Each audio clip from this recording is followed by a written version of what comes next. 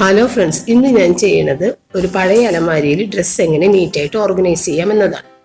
അപ്പോൾ അതിന് മുൻപായിട്ട് ചാനൽ ആദ്യമായിട്ട് കാണുന്നവർ ആരുടെ സബ്സ്ക്രൈബ് ബട്ടണിലും ആ ചെറിയ ബെല്ലിലും ഒന്ന് ക്ലിക്ക് ചെയ്ത് കഴിഞ്ഞാൽ നിങ്ങൾക്ക് എൻ്റെ വീഡിയോ വരുമ്പോൾ തന്നെ അറിയാൻ പറ്റും.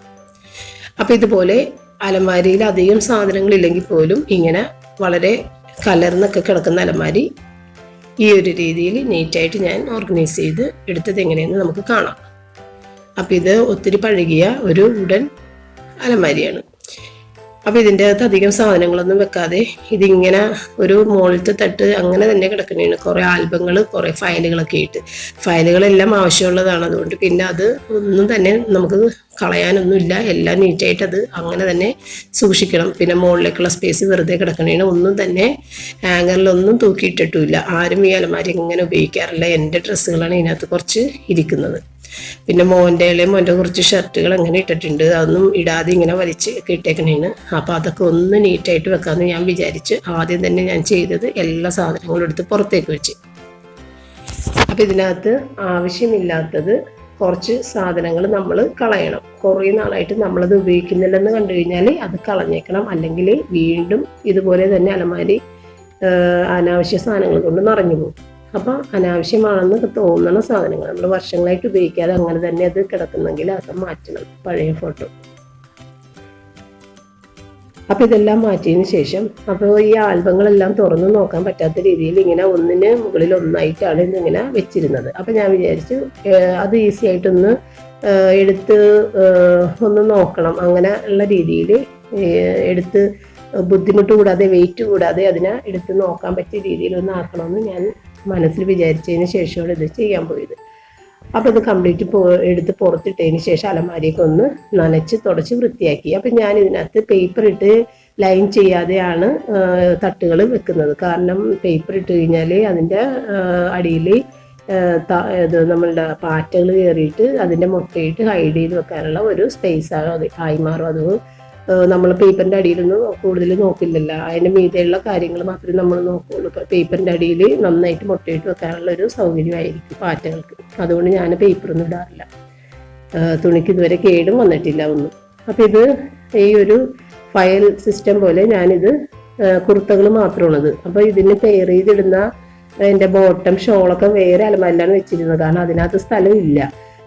അപ്പോൾ ഞാൻ ഇത് രണ്ട് ബോക്സുകളിലാക്കി നമ്മളുടെ തുണി കവർ ചെയ്ത ബോക്സ് അതിലാക്കിയിട്ട് നീറ്റായിട്ട് മടക്കി വെച്ച്, പിന്നെ കുറച്ച് ടോപ്സ് കോട്ടണായിട്ടുള്ളതൊക്കെ ഞാൻ മാറ്റി വീട്ടിലിടാൻ വേണ്ടിയിട്ട് എടുത്ത്. ഇപ്പം നല്ല ചൂടല്ലേ, അപ്പം അതിന് വേണ്ടിയിട്ട് എടുത്ത് മാറ്റിയിട്ടുണ്ട്.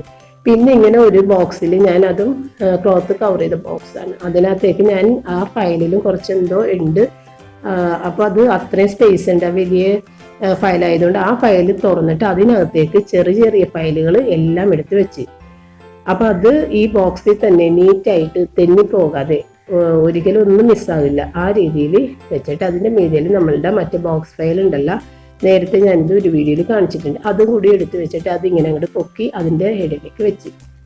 അപ്പോൾ ഒന്നും തന്നെ തെന്നിപ്പോകില്ല. നേരത്തെ അത് തെന്നി അങ്ങോട്ടും ഇങ്ങോട്ടൊക്കെ പോയിക്കൊണ്ടിരുന്നു. പിന്നെ ഈ ബാസ്ക്കറ്റ് ഓർഗനൈസ് ചെയ്യുന്ന ബാസ്ക്കറ്റുകളാണ്. അതിൻ്റെ അകത്തും നമ്മളുടെ ചെറിയ ആൽബങ്ങളും പിന്നെ കുറേ ആൽബം അല്ലാത്ത കാര്യങ്ങൾ, ആൽബം ഇല്ലാത്ത ഫോട്ടോസ് അങ്ങനെയൊക്കെ എടുത്ത് വെച്ചിട്ടുണ്ട് ഇതിനകത്ത്. അപ്പോൾ ഇത് ആവശ്യത്തിന് നമ്മൾ ഇങ്ങനെ അങ്ങോട്ട് എടുത്തിട്ട് ആവശ്യമുള്ളത് നോക്കുക, എടുക്കുക, അത്രയേ ഉള്ളൂ. പിന്നെ ഇതിങ്ങനെ ഒന്ന് വലിച്ചാൽ മതി. ബോക്സ് വലിച്ചു കഴിഞ്ഞാൽ ഇതിങ്ങനെ മീതിൽ വെച്ചിരിക്കുന്ന ആ ഒരു ഇത് ഓപ്പൺ ചെയ്ത് കഴിയുമ്പോൾ നമുക്ക് ഓരോ ഫയലിലും നമ്മൾ ലേബിൾ ചെയ്തിട്ടുണ്ട്. അതുകൊണ്ട് വായിച്ച് നോക്കിക്കഴിഞ്ഞാൽ കറക്റ്റായിട്ട് ആ ഫയൽ നമ്മൾക്ക് എടുത്തിട്ട് അങ്ങനെ തന്നെ അങ്ങോട്ട് തള്ളി വെക്കാനും പറ്റും. അപ്പോൾ ഇതിനകത്ത് ആൽബങ്ങൾ കുറച്ച് ചെറുതൊക്കെ ഇങ്ങനെ തെന്നിയൊക്കെ താഴേക്ക് വീഴാതിരിക്കാനായിട്ട് ഈ ഒരു രീതിയിൽ ഞാൻ ഓർഗനൈസ് ചെയ്ത് വെച്ച്. ആ ബാസ്ക്കറ്റിന് 50 രൂപയാണ്, 99 റുപ്പീസിന് 2 ബാസ്ക്കറ്റാണ് കിട്ടണത്. അപ്പോൾ ഇതും കുറച്ച് ബാങ്കിലെ പാസ്ബുക്കുകൾ അങ്ങനെയുള്ള കുറച്ച് സാധനങ്ങൾ അതിനകത്ത്.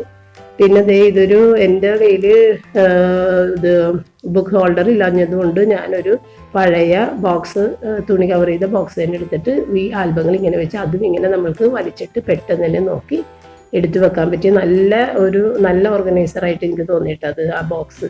പിന്നെ മോൻ്റെ ആ ഷർട്ടുകളെല്ലാം ഞാൻ അവിടെ തൂക്കിയിട്ട് അപ്പോൾ അവനത് കണ്ടിട്ടെങ്കിലും എടുത്ത് ഇടട്ടെ എന്ന് വിചാരിച്ചിട്ട്. പിന്നെ അതിൻ്റെ അടിയിൽ എനിക്ക് ഒരുപാട് സ്ഥലം കിട്ടി. നിങ്ങൾ കണ്ടില്ലേ, കുറച്ച് കുർത്തകൾ മാത്രമാണ് ഞാൻ അതിനകത്ത് വെച്ചിരുന്നത്. ഇപ്പോൾ ആ കുർത്തകളെല്ലാം വെച്ചതിന് ശേഷം അണ്ടർ വെയേഴ്സ് ഇതുപോലെ ഒരു ട്രേ പോലെയുള്ള ഇതിലാക്കിയിട്ട് അതും ഇതിനകത്ത് എടുത്ത് വെക്കാൻ സാധിച്ചു. എല്ലാം അതിനകത്ത് കൊണ്ടു. പിന്നെ ആ ട്രേക്ക് 50 റുപ്പീസാണ് കേട്ടോ ഒരെണ്ണത്തിന്. അതുമൊക്കെ ഞങ്ങളുടെ വിശാൽ ചുള്ളിക്കലാണ് സ്ഥലം. അവിടെ നിന്നാണ് ഇതെല്ലാം വാങ്ങുന്നത്. നമ്മൾ ഓൺലൈനിൽ നോക്കിക്കഴിഞ്ഞാൽ ഭയങ്കര വിലയിട്ടാ. അപ്പോൾ ഇത് ഭയങ്കര ചീപ്പായിട്ടുള്ള സ്ഥലമാണ്. പക്ഷെ ഞാനവിടെ വീഡിയോക്ക് വേണ്ടിയിട്ട് കഴിഞ്ഞ മാസം പോയിട്ട് അവർ അത് സമ്മതിച്ചില്ല. ഇവിടെ വീഡിയോഗ്രാഫി ഒന്നല്ല അവിടെ എല്ലാം എന്ന് പറഞ്ഞ്. അങ്ങനെ ഞാൻ അല്ലെങ്കിൽ നിങ്ങളെ കാണിച്ചു തരാൻ പറ്റുന്ന അത്രയ്ക്ക് നല്ല ഒരുപാട് സാധനങ്ങളുണ്ട് അവിടെ ചീപ്പായിട്ട്. അതുപോലെ അപ്പോൾ ഷോളൊക്കെ വേറെ സ്ഥലത്താണ് ഞാൻ വെച്ചിരുന്നത്. ഇപ്പം എനിക്ക് ഒരുപാട് സ്ഥലം കിട്ടിയുണ്ട്. ഷോളെല്ലാം ഞാനിങ്ങനെ ബോക്സിലാക്കിയിട്ട് ഇവിടെ കൊണ്ടുവന്ന് വെച്ച്. പിന്നെ കുറച്ച് ഷോളുകൾ എക്സ്ട്രാ ഷോളുകളുള്ളതും ഇതുപോലെ ബാസ്ക്കറ്റിലാക്കിയിട്ട് അതും അവിടെ വെച്ച്. അപ്പോൾ എനിക്ക് എന്തോരം സ്ഥലം കിട്ടിയെന്ന് നോക്കി.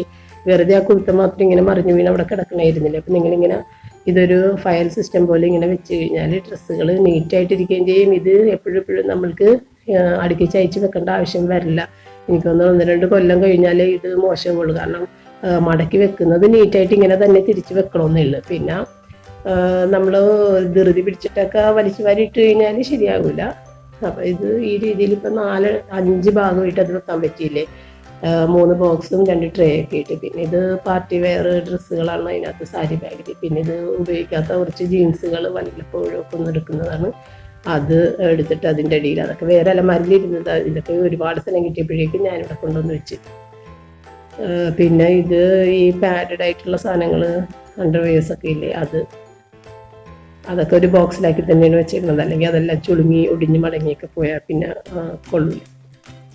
ഇത് കുറച്ച് സാരികൾ, പഴയ സാരികളാണ് എൻ്റെ ചേച്ചിയുടെ. അപ്പോൾ അത് തയ്ക്കാൻ വേണ്ടിയിട്ടുള്ള സെക്ഷനാണ് കേട്ടോ. അത് ഉടുക്കണതല്ല, തയ്ക്കാൻ വേണ്ടിയിട്ടുള്ളത്. ഈ സാരി ബാഗിൽ നമ്മൾ 2-3 വെച്ചിട്ടാണ് കേട്ടോ വെച്ചേക്കണത്. സിംഗിളായിട്ട് വെക്കണ സാരി ബാഗ് ആണെന്നുണ്ടെങ്കിലും അതിനകത്ത് ഒരു 3 ഡ്രസ്സൊക്കെ നമുക്ക് വെക്കാൻ പറ്റും. അധികം കട്ടിയുള്ള ഡ്രസ്സുകളാണെങ്കിൽ 2 വെക്കാൻ, ഇനി 2 വെച്ചിട്ടുണ്ട്. അധികം കട്ടിയില്ലാത്തതാണെങ്കിൽ 3 വെക്കാം. അപ്പോൾ ഇതിനകത്ത് എന്തോരം സ്ഥലം നമുക്ക് കിട്ടിയെന്ന് നിങ്ങൾ നോക്കിയാൽ മനസ്സിലായി. പിന്നെ ആ മുകളിലത്തെ സ്പേസ് ഇനിയും തൂക്കിയിടാനുള്ള സ്പേസ് ഉണ്ട്. വേണമെന്നുണ്ടെങ്കിൽ എന്തെങ്കിലുമൊക്കെ ഹാങ്ങിൽ തൂക്കിയിടാം. അപ്പം എനിക്ക് നേരത്തെ വെച്ചിരുന്ന അലമാരിയിലത്തെ സാധനം ഇതിനകത്ത് കൊണ്ടുവന്നിട്ട് ആ അലമാരിയിൽ എനിക്ക് കുറേ സ്പേസ് അവിടെ കിടക്കുന്നുണ്ട്. അപ്പം ഇതാണെങ്കിലും എനിക്ക് വളരെ ഈസിയാണ്. എടുത്തു കഴിഞ്ഞാൽ മറിഞ്ഞൊന്നും വീഴില്ല. 2-3 ഒക്കെ ആയിട്ട് അതിൻ്റെ അകത്ത് അങ്ങനെ ഇരുന്നേക്കും. ഒരു കുഴപ്പമില്ല. ആ സാരി ബാഗ് നല്ലതാണ് കേട്ടോ. നിങ്ങൾക്ക് അത് വളരെ യൂസ്ഫുള്ളായിരിക്കും വാങ്ങിക്കഴിഞ്ഞാൽ. അതിൻ്റെയൊക്കെ ലിങ്ക് ഞാൻ നേരത്തെ ഇട്ടിട്ടുണ്ട്. നേരത്തെ കാണിച്ചിരുന്ന സാരി ബാഗ് കുറേ നാൾ മുമ്പ് വാങ്ങിയതാണ്.